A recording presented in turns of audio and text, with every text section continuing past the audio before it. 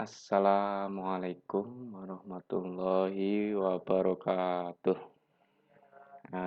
Pada kesempatan kali ini kami dari kelompok 3 yang beranggotakan saya sendiri Mas Hud, NIM 2016 30158, kemudian Aji Supri Haryanto, NIM 2016 30167, kemudian Muhammad Fuad El Hamidi dengan NIM 2016 30170. Pada kesempatan kali ini kita akan mentutorialkan bagaimana cara membuat kelas pada Kitty Creator.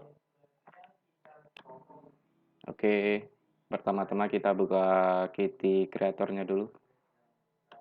Nah, terus. Nah, ini adalah file dari tutorial yang pertama dulu, ya, dari ATM Rama, belanja indah, dan rumus faktorial dan pangkat.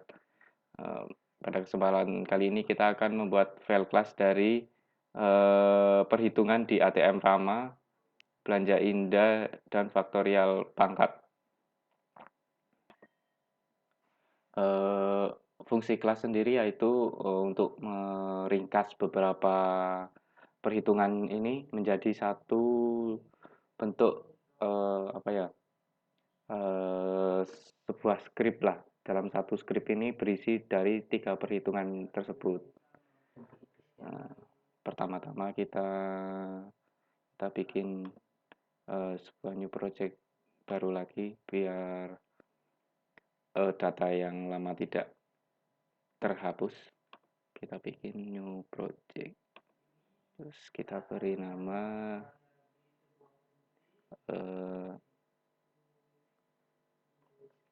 tugas kelas, ya. Next. Terus, nah udah jadi. Kemudian pertama-tama kita akan membuat kelas dari faktorial pangkat.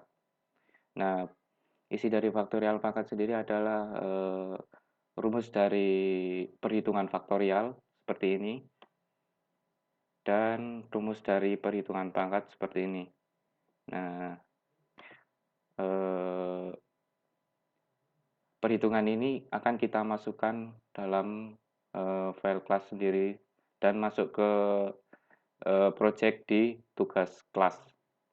Pertama-tama kita klik tugas kelas, klik kanan, set tugas kelas as active project. Kalau udah, nama filenya ini akan menjadi bold atau bercetak tebal. Kemudian kita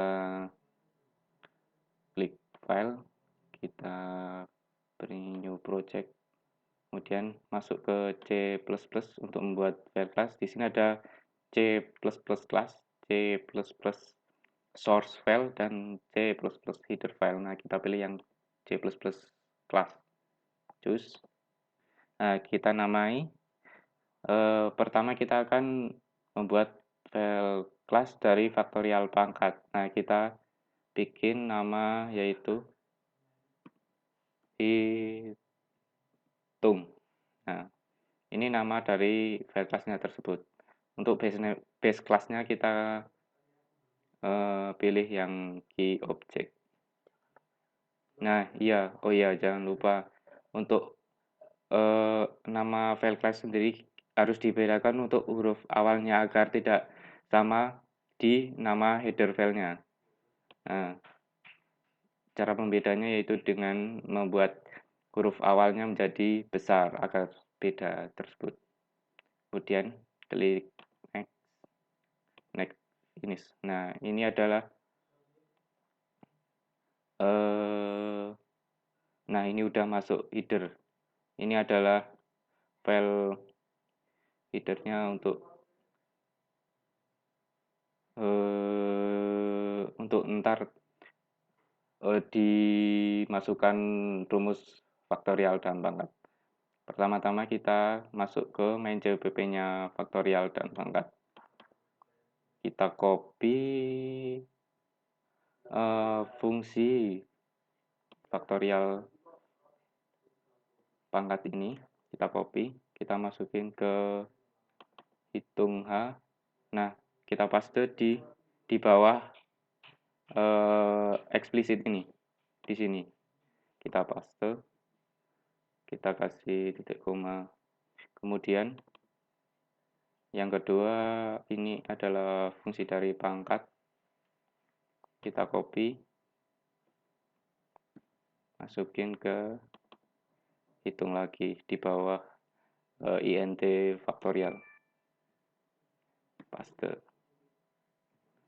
Kemudian langkah selanjutnya yaitu klik nama faktorial ini, kemudian klik kanan. Nah, kita klik refactor. Nah, pada refactor ini ada pilihan rename symbol under cursor, add definition in hitung CPP, add definition outside class, add definition inside class. Nah, yang akan kita pilih adalah add definition in hitung CPP. Berarti kita akan membuat file di source, yaitu hitung CPP yang berisi isi dari fungsi dari faktorial tersebut yang berisi rumus-rumus tadi. Nah, kita klik add definition in hitung CPP. Klik. Nah, di sini sudah terlihat hitung faktorial. Nah, kita masukkan lagi yang pangkat. Kita refactor add definition in hitung CPP. Nah, di sini udah ada dua, yaitu hitung faktorial, hitung pangkat. Tinggal kita masukkan rumus-rumusnya ke dalam hitung CPP yang tadi. Kita copy saja biar mudah.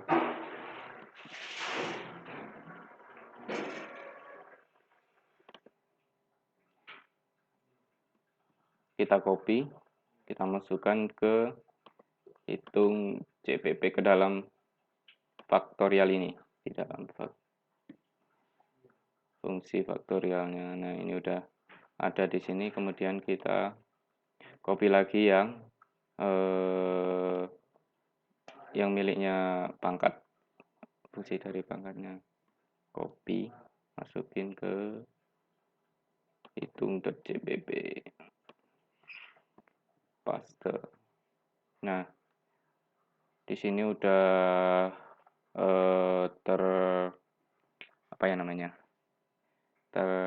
terdefinisikan lah perhitungan faktorial adalah sebagai berikut yang ini, dan perhitungan pangkat sebagai berikut ini, yang ini. Nah, kemudian jangan lupa ini, di sini adalah soal perhitungannya seperti apa. Nah, kita akan bikin perhitungan itu terserah mau berapa kali berapa faktorial, tapi di perhitungan ini kita akan soalnya sebagai berikut, yaitu x faktorial kali y faktorial dalam kurung pangkat x pangkat y faktorial. Nah, apa ya namanya, rumus perhitungannya pangkat dalam kurung faktorial. Nah, angka 1 ini angka yang bisa diubah ya, variabelnya bisa diganti-ganti, terserah mau berapa aja. Tapi biasanya kalau angka itu terlalu berlebihan, maka hasilnya akan 0. Biasanya kalau 0 itu berarti tidak terdefinisi atau terlalu terlalu banyak. Nah, kita copy aja ke main CPP-nya di sini, di setelah core application. Oke. Nah, eh, pada tugas kelas ini, kelas hitung udah masuk ke dalam header sama source-nya. Nah, untuk memanggil rumus tadi, rumus pangkat dan rumus faktorial, kita harus menginclude dulu. Kita include.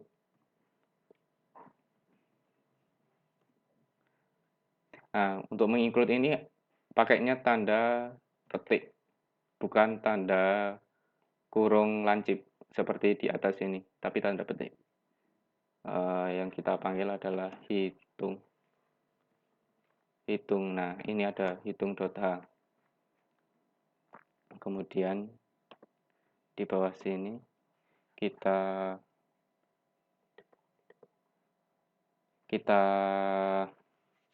apa ya namanya?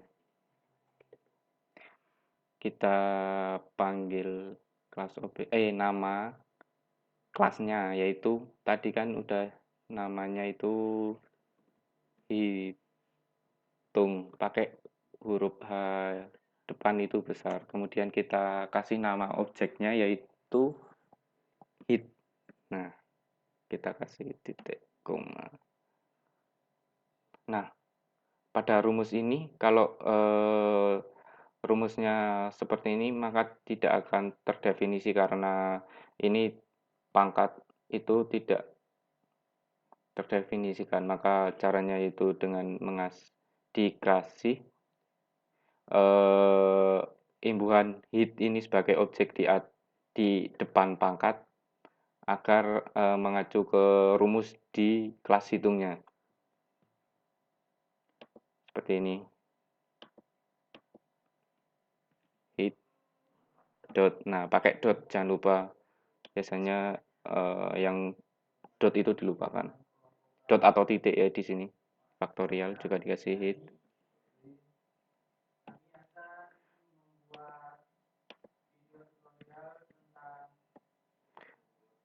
Pangkat.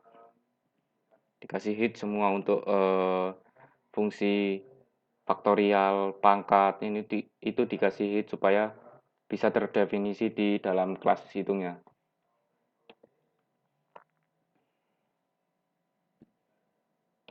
Nah, kemudian jika kita akan mendebak, berarti kita akan menambahkan di sini untuk include didebak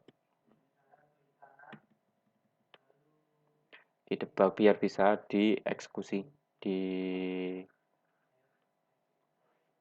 run-nya ini.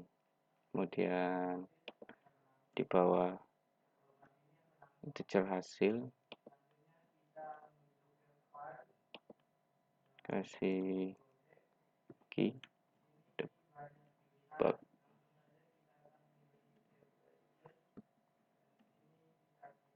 Nah, yang akan kita debug adalah hasil, berarti yang di bawah ini tulis hasil titik koma, jangan lupa.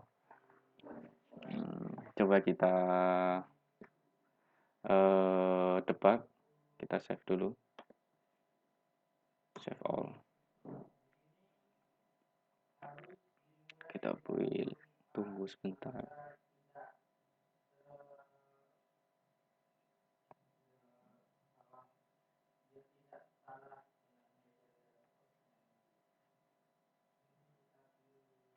Kita tunggu, sabar.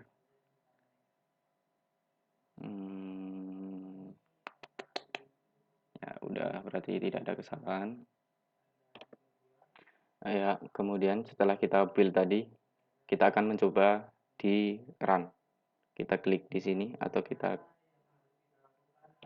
ya diklik build. Nah, hasilnya kita terbaca. Di sini tertulis 16 dari hasil faktorial 1 dikali faktorial 2 pangkat 2 pangkat faktorial 2. Nah, hasilnya adalah 16. Kita close. Oke, kemudian kita lanjutkan untuk membuat file class dari apa ya, ATM Rama dulu ya. Nah, ini dari isi dari ATM lama. Kita mau bikin file class dari ATM Rama ini. Perhitungannya seperti ini. Ini adalah pengeluaran bulanan dari ATM Rama, terus ada tambahan. Nah, kita akan membuat saldo akhir dari Rama tersebut. Ya, kita buat file class-nya seperti tadi. Plus file, new file project di file n class C++, terus C++ class choose. Nah, kita kasih nama karena ini eh, eh, nama filenya ATM Rama, jadi kita kasih nama Rama. Nah, udah gitu aja biar simple. Klik key object, jangan lupa ini dibedain. Kalau class name jangan lupa huruf awal harus pakai huruf kapital atau huruf besar karena biar tidak sama dengan header filenya. Oke, kita next.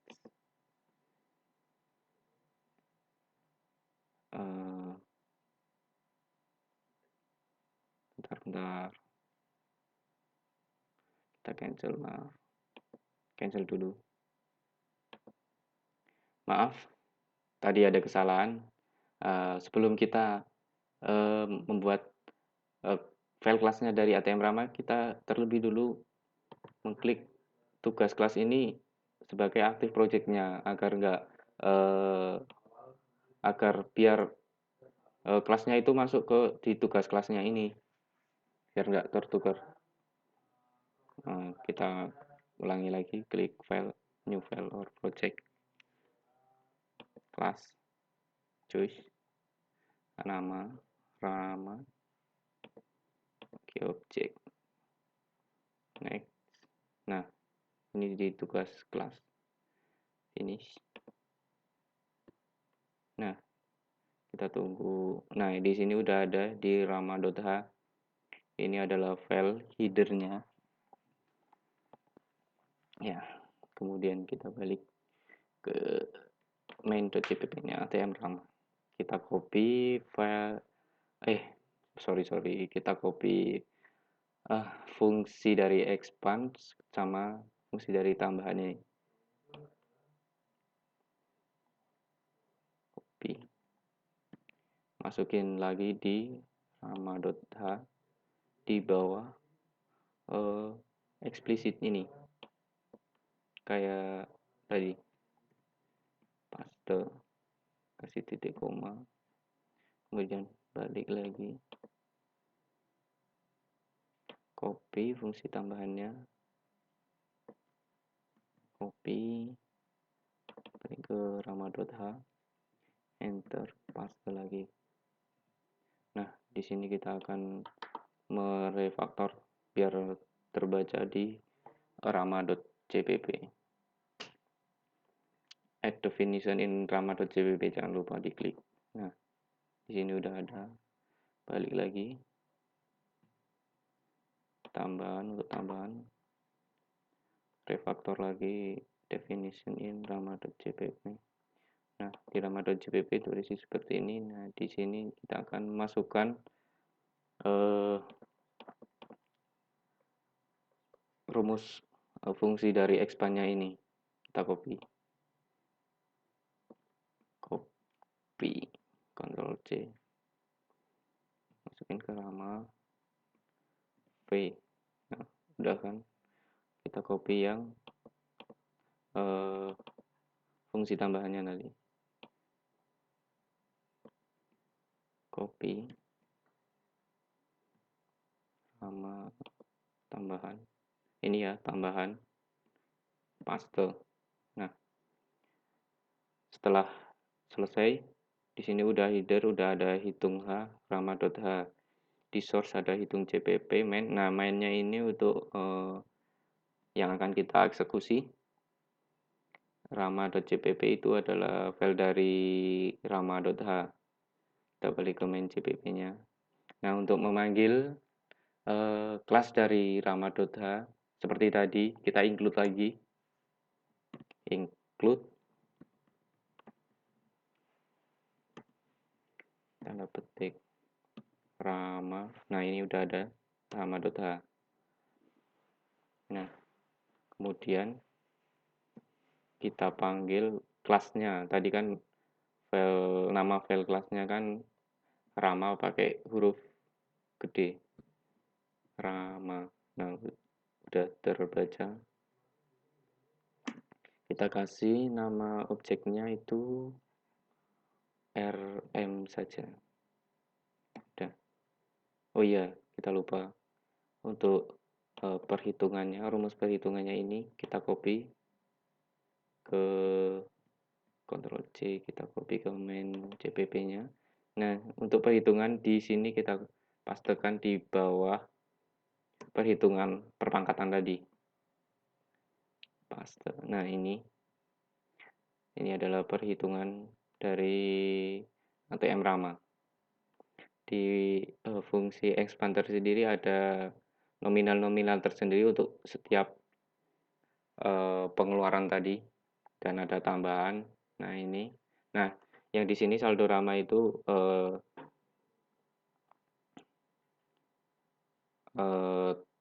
tambahan dari apa ya? Perhitungan bulanannya sama tambahannya itu. Nah,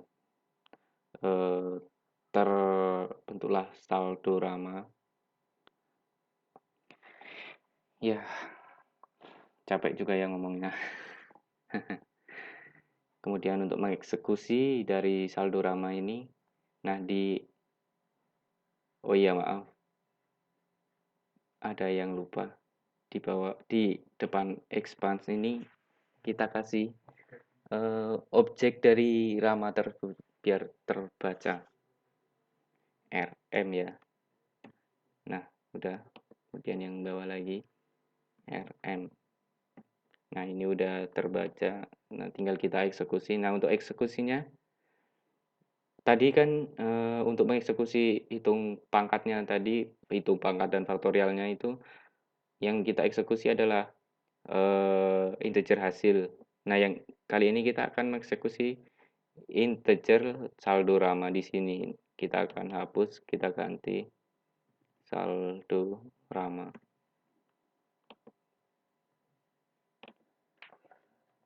Oke, kita build dulu. Kita cek ada yang salah apa enggak.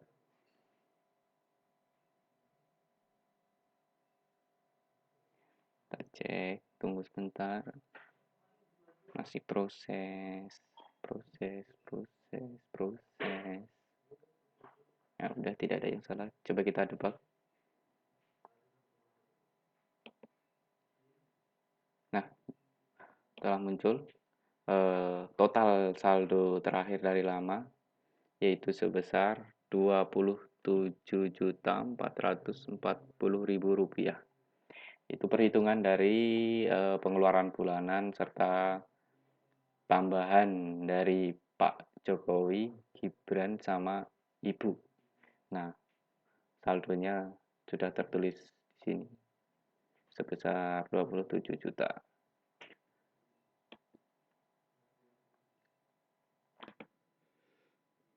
Ya, baiklah, saya akan melanjutkan untuk membuat kelas dari belanja Indah Jeko. Yang pertama-tama kita lakukan itu seperti tadi, yaitu pada bagian tugas kelas kita klik kanan, terus kita pilih set tugas kelas as active project. Kemudian kita klik main CPP. Kemudian kita buka file baru, pilih new file or project. Pada bagian sini kita pilih C++ dan C++ class. Kita pilih. Nah, untuk class name-nya ini sendiri karena kita ingin membuat kelas dari belanja Indah Jeko, jadi kita namakan Jeko.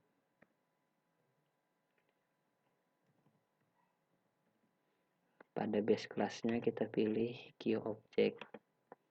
Nah, setelah ini kita klik next. Nah, berarti data dari belanja Indejeko itu akan masuk ke dalam data tugas kelas. Kemudian kita pilih finish. Nah, pada bagian ini sudah masuk. Kemudian kita pindah ke main CPP. Kita kopikan fungsi belanja Bu Indah.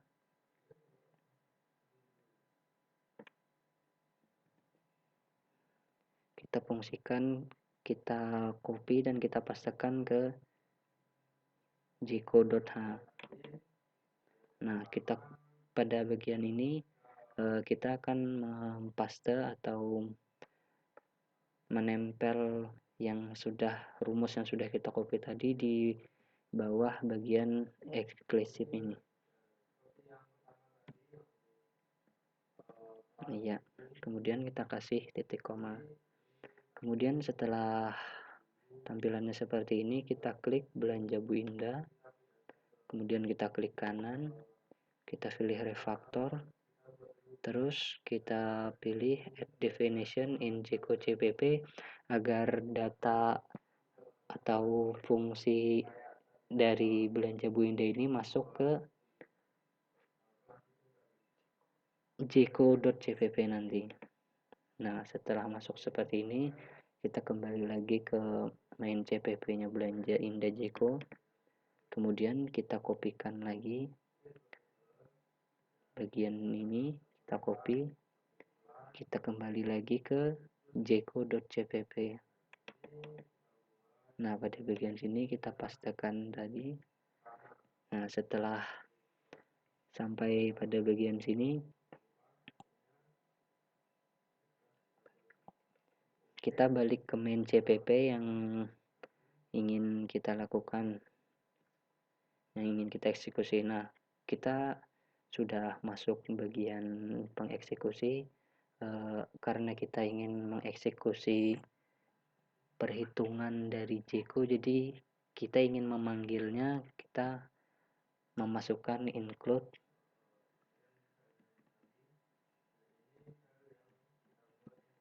include tanda petik spasi dulu, tanda petik jeko.h.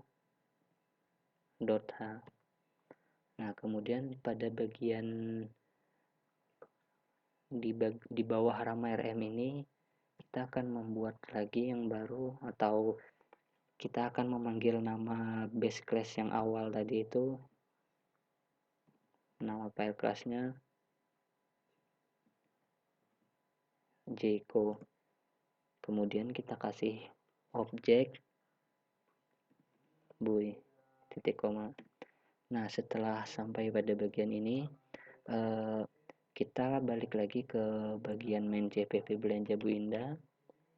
Kita kopikan lagi rumus perhitungan akhirnya. Kita kembali lagi ke main.cpp. Pada bagian sini kita taruh di bawah perhitungan saldo Rama tadi. Kita pastekan, sudah titik koma. Kemudian setelah ini merupakan rumus untuk menghitung seluruh belanjaan total Bu Indah. Tetapi kalau cuma rumus seperti ini, dia tidak akan tereksekusi karena kita tidak memasukkan objek yang akan memanggil data-data dari kelas Jeko tersebut. Jadi harus kita masukkan dulu objeknya, yaitu by dot belanja Bu Indah. Nah, berarti pada bagian ini nanti dia akan terpanggil dan akan dieksekusi. Kemudian untuk mengeksekusinya sendiri, setelah itu kita pada bagian key debug ini kita ganti saldo Rama dengan dikenakan. Nah, baiklah, sudah Sampai pada bagian sini kita coba build dulu, kita periksa apakah ada kesalahan. Nah, dapat kita lihat bagian buildnya tidak ada menunjukkan indikasi atau tidak berwarna merah, berarti pada program ini berjalan dengan lancar. Kemudian kita coba run dan kita lihat hasilnya berapa. Nah, hasilnya keluar yaitu sebanyak 2.405.700. Itu merupakan hasil keseluruhan yang harus dibayar Ibu Indah.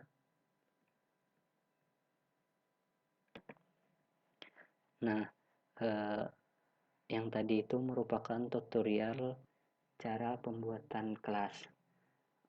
Demikianlah video tutorial yang kami sampaikan. Semoga bermanfaat. Bila ada kesalahan mohon dimaafkan karena kami juga baru belajar. Wabillahi taufik wal hidayah. Assalamualaikum warahmatullahi wabarakatuh.